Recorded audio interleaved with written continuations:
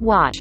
Rachel Zegler apologizes for Britney Spears video. When you spot a good vampire, you just know.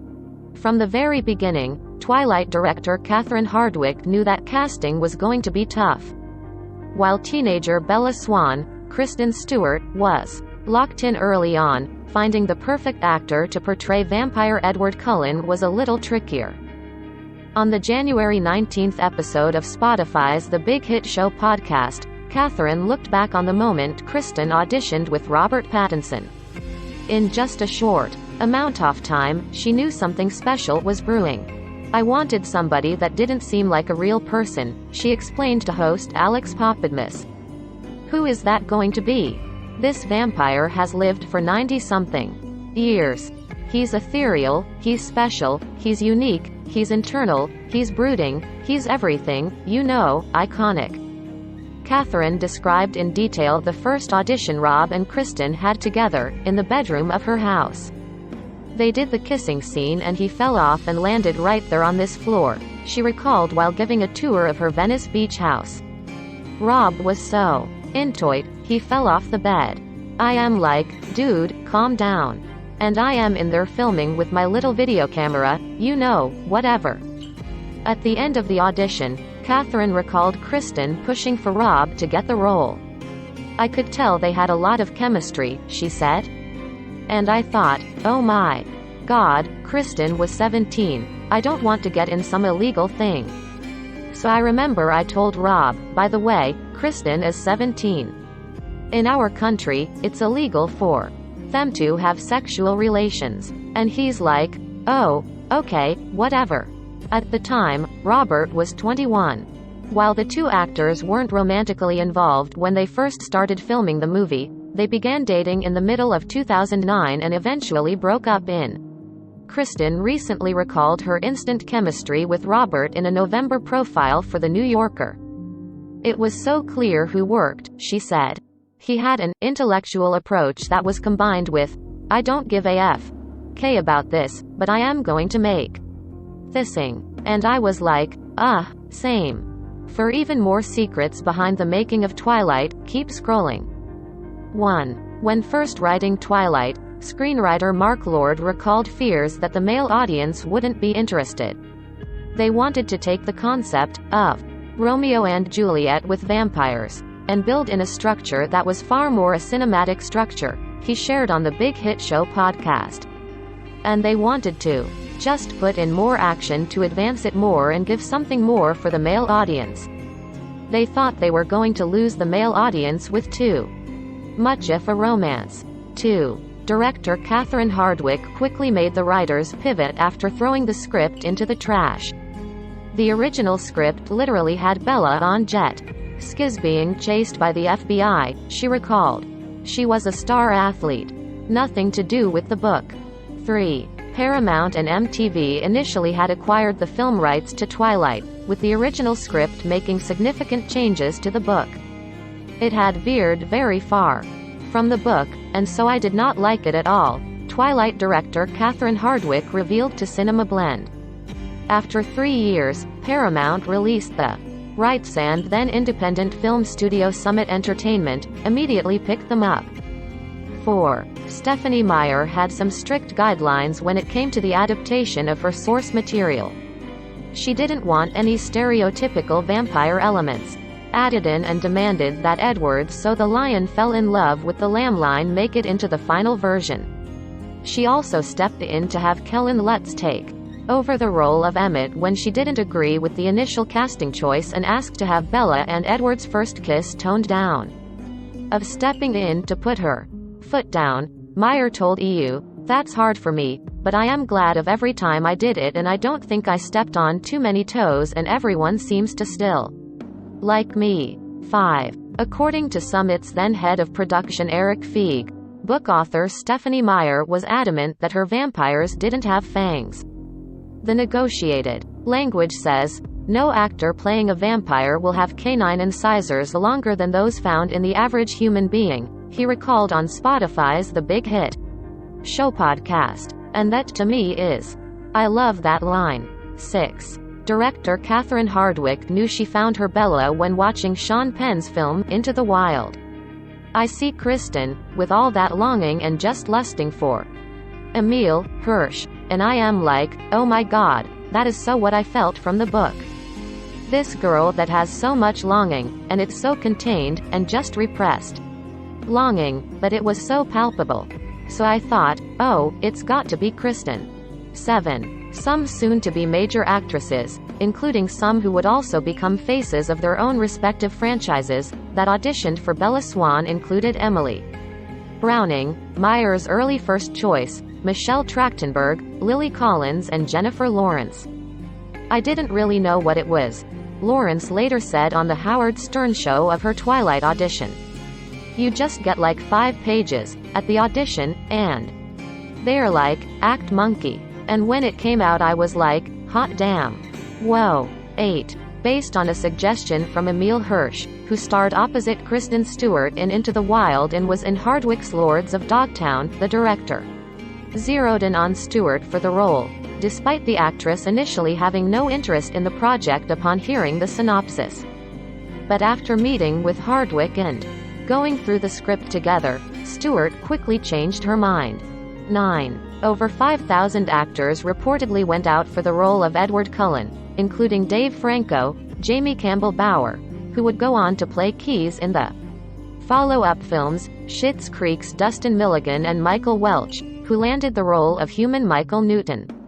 Moreover, Henry Cavill was Meyer's first choice, but was too old by the time the movie came along. He was reportedly considered for the role of Carlisle, the Cullen family patriarch. But the final 4 contenders were Robert Pattinson, Ben Barnes, Shiloh Fernandez and Jackson Rathbone, who would eventually nab the role of Jasper Cullen, and they were all brought to Hardwicke's home in California to test opposite Stewart. 10. The chemistry read involved the infamous meadow scene, which Stewart and Pattinson performed on Hardwicke's bed. When it came to the kiss, Hardwicke recalled Pattinson being a bit too revved up, but told EU it was electric. Pattinson later revealed he took half a Valium before the make-or-break audition. After the 4 actors tested, Hardwicke was still uncertain, but Stewart knew who her Edward was right away, telling Vanity Fair, I was like, are you kidding me? It's such an obvious choice. 11. Prior to landing Twilight, Pattinson has considered leaving the entertainment industry after a string of failed auditions following Harry Potter and the Goblet of Fire. Rip Cedric Diggory. I was going to quit acting because I never got any jobs, he would recall on Today, so I guess it's not really quitting when you're not getting jobs, it's just surrendering to fate. 12. While he would go on to play the titular Teen Wolf in MTV's hit series Teen Wolf, Tyler Posey revealed he auditioned against his good friend Taylor Lautner for the role of Jacob Black in the first film. So, yeah, I auditioned for Twilight, Jacob Black. Taylor Lautner beat me, he told MTV with a laugh. Congratulations, dude. That's a sick role. That's awesome. I hate you. 13. Another young star who auditioned for a role in Twilight included future Pretty Little Liars actress Lucy Hale, who wanted to play Alice Cullen. She would also audition for Jane in New Moon and Leah Clearwater in Eclipse. She told J14, I read the books and I wanted to be part of the first movie so. 14. After initially going out for the role of villain James, Cam Gigandit, known for his bad boy turn on the OC, was brought back in to read for Emmett Cullen. So I was like, is there anything you guys have for me? Anything at all? And so I went in for Kellen Lute's character, he told MTV. Once I went in, I was like, oh my gosh, I like this character, but I just have to play James. We waited a little bit, and after about a week, we heard back, and they were like, okay, well give him the job. 15. Meyer made a brief cameo in the first film as one of the diners in a scene between Bella and her dad Charlie, Billy Burke. She would also appear in Breaking Dawn, Part 1 as a guest as Bella and Edward's wedding, along with screenwriter Melissa Rosenberg, co-producer Bill Bannerman and producer Wick. 16. On the first shot on the first day I strained one of my ass cheeks. My ass just couldn't take the strain of the first one, Pattinson revealed to Jimmy Kimmel. His injury caused a problem with the company insuring the film and led to a bit of physical therapy for the star. 17. When New Moon was officially announced the day after Twilight dominated its opening night at the box office, fans were shocked to see Lautner not listed among the cast members. But it wasn't a typo, as the studio confirmed it was assessing whether or not the 16-year-old could play the character after his wolf transformation. The doubts came up because he had very few scenes in the first movie, and also because he's described as being 6'5" in the second book, so there were reasonable facts that we had to come to grips with, New Moon director Chris Weitz explained to Reuters. 18. In fact, there was even an actor in mind to take over the part, the Scorpion King 2 and One Tree Hill star Michael Coppin. I have nothing against Taylor. Personally, I think he's great and tremendous at what he does, Coppin told MTV. But it's just adjusting to the fact that Jacob has to grow. It's a matter of going with the storyline. 19. But Lautner was committed to playing Jacob, taking on an intense training regime to bulk up as soon as production wrapped on the first film. His prep included consuming 4,000 calories per day, eating every 2 hours and working out for 2 hours at least 5 days a week. I knew I had to get to work right away. There could be no waiting involved, the then 17-year-old told Interview. The day I finished Twilight, I came home and started bulking up. For New Moon, I am 30 pounds heavier than I was in Twilight. 20. While Lautner, and his legions of fans, enjoyed his physical transformation, there was one aspect to playing Jacob that the actor didn't like. Fatwig. There was hatred between both of us, he told MTV. It did not like me, I did not like it. Not fond memories. 21. After dyeing her hair blonde to play Cullen family member Rosalie in the first film, Nikki Reed opted to wear a wig for the rest of the series to protect her hair. My hair fell out, she revealed to MTV of the damage. It took 36 hours initially to make me blonde, and every other day, I was bleaching my head and my skin. This time around, we are testing out different wigs and stuff. 22. More Wig Woes. After cutting her hair to play Joan Jett in The Runaways, Stewart had to wear a wig for Eclipse, one that earned a lot of eyebrow raises. Leading up to Breaking Dawn. Part 1. Stewart assured fans she would be rocking her own hair and revealed Summit really didn't want her to chop her hair in the first place. They're going to hate me for this, but they offered me lots of many ridiculous things to not do that, she told George Lopez in 2010. I completely understand. I just thought we'd have a better wig, and, it's okay, we worked it out, and hopefully, it's okay now.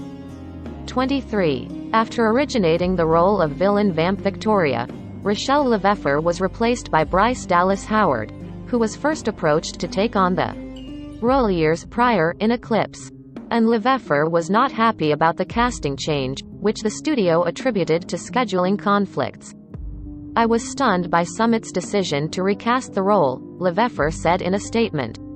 I was fully committed to the Twilight saga, and to the portrayal of 24. Newcomer Xavier Samuel won the role of Riley, Victoria's sidekick, in the franchise's third installment, reportedly beating out Channing Tatum and Harry Potter star Tom Felton for the job. 25. Michael Sheen took on the role of Volturi Coven leader Arrow because his daughter Lily, with Kate Beckinsale, was a massive fan of the series. I was mainly excited about it because I knew I would make my daughter very happy, he told the Daily Record. That was the main reason, and then I read the books and I really enjoyed them. I didn't think I was going to, but I really did. 26. For Bella's highly anticipated wedding dress, production turned to Carolina Herrera. Carolina had worked with Stephanie personally for events, and they struck up a friendship and dialogue, so we talked to Carolina for the dress, costume designer Michael Wilkinson revealed to MTV. They'd been talking About the day that this dress would hit the big screen for a while, and I was happy to help with the design as a consultant because it had to work with the rest of the film. For the rest of the Cullen women and Bella's mom, the costume designer created original dresses for each character. 27. The problem with a custom couture wedding gown? The chances were high of it getting ruined, which almost happened due to the bad weather in Oregon. And they only had 2 duplicates. I had a vision of the wet paint slowly creeping up the hem of the dress, but in the end, we got away with it, Wilkinson told in Style. We shot the wide shot first, and sure enough, by the time we moved in for the close-ups, the hem was soaking up the paint like a thirsty. 28. Okay, but how did Edward get Bella pregnant when he's, dead, and she's not? Meyer actually provided an answer to this question on her official web site back in the day. Like with vampire skin, which looks similar to human skin and has the same basic function, fluids closely related to seminal fluids still exist in male vampires, which carry genetic information and are capable of bonding with a human ovum. So there you go. 29. The original cut of Bella and Edward's wedding night sex scene initially caused Breaking Dawn Part 1 to receive an R rating, with director Bill Condor forced to tone down the couple's highly awaited first time. There are very specific guidelines on thrusting intercourse, he told The Hollywood Reporter. 30. Pattinson nearly caused the fanbase to combust in 2011 when he revealed at a press conference for Breaking Dawn that a real priest was used for the wedding scene, so technically we are already married because he did all the things you would do in a normal ceremony. So we don't have a civil union in law, but I guess in the church we are actually married. 31. In 2011, a judge ruled in Summit's favor after they filed a legal claim against BB Dakota when the clothing company changed the name of one of its jackets to the Bella Swan jacket after Stewart wore it in the first film. 32. Stars you may have forgotten appeared in the franchise's films include Anna Kendrick, Shameless Noelle Fisher, Lost star Maggie Grace, Lee Pace, Westworld's Angela Sarafian, and Oscar winner Rami Malek. 33. In an interview with Vulture years later, Hardwick didn't exactly have fond memories of her time reading the scripts for Twilight, admitting, "Every one of those scripts sucked. Oh Lord, did they suck." She isn't the only franchise director to bash the series, with David Slade having to apologize for disparaging comments he made before signing on to direct Eclipse. Twilight drunk? No, not even drunk. Twilight on acid? No, not even on acid. Twilight at gunpoint? Just shoot me, he once said during a radio interview. 34. A 10-year-old Mackenzie Foy landed the integral role of Renesmee, Bella and Edward's half-vampire half-human baby that Jacob imprints on, lol remember that.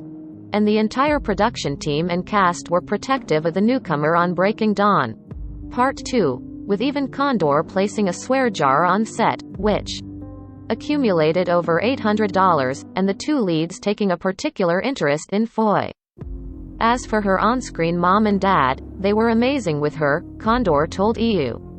It really brought something paternal out in Rob, and Kristen was especially protective. I'd have to interrupt them when they were in deep conversation to get going with a scene. While CGI was ultimately used to portray the baby version of Renesmee, it was later revealed the production team attempted to use a doll to extremely creepy results. Seriously, it earned the nickname Chuckesmee.